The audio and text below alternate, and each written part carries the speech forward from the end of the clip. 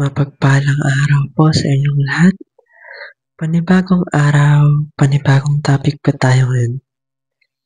Paano iwasan ang labis na pag-aalala? Ito po yung ating papag-usapan ngayong araw sa ating 365 daily devotions. Ang topic po natin ngayon ay preservation.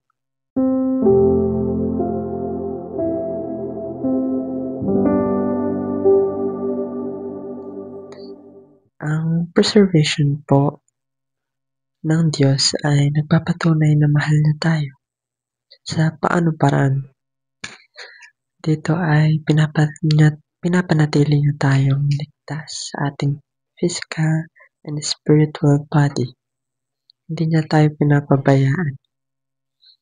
Sabi nga sa Biblia ay hindi mahulog ang maya kung hindi loloobin ng Diyos. So, ang lahat ng nangyayari sa buhay natin ay will ng Panginoong Diyos.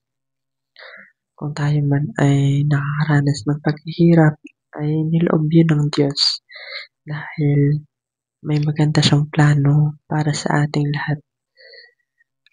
May maganda siyang plano para mapalapit lalo tayo sa Kanya.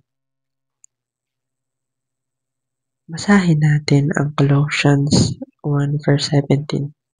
Ang sabi dito, He is before all things, and in Him all things hold together. At kung tatagalogin naman natin ito, siya ang una sa lahat.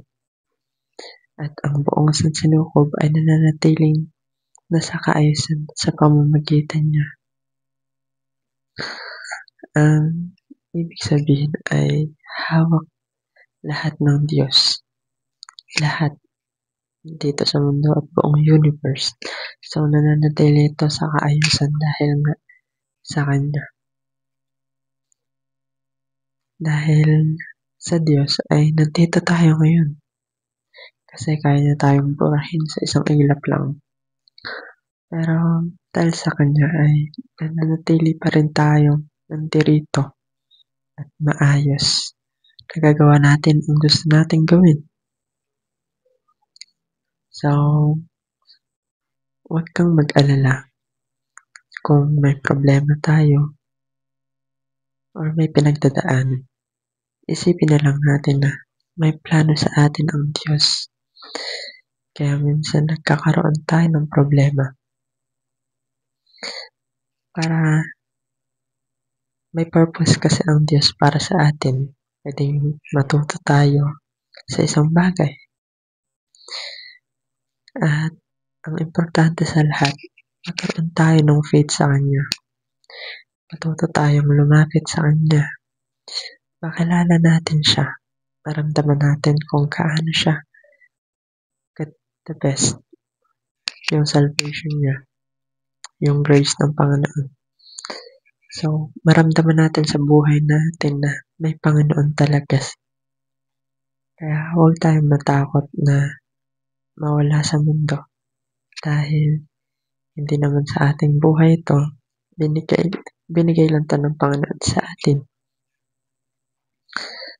At huwag tayong matakot na mawala sa mundo dahil hindi naman yun mangyayari kung hindi loloobin ng Diyos. Kaya nga, magkaroon tayo ng faith sa Kanya. And sa oras ng feel natin, hindi na natin kaya ay dapat mas lumapit tayo sa Kanya dahil siya ang lumikha ng lahat at siya rin ang may kakayahan na tulungan tayo sa kahit anong bagay pa yun or kung anong pinagdadaanan natin. And ayun talaga ang gusto ng Diyos. Kaya na tayo minsan binibigyan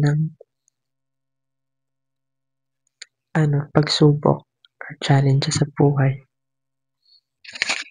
For the glory of God the Father, everything will be just fine. Your joy will return.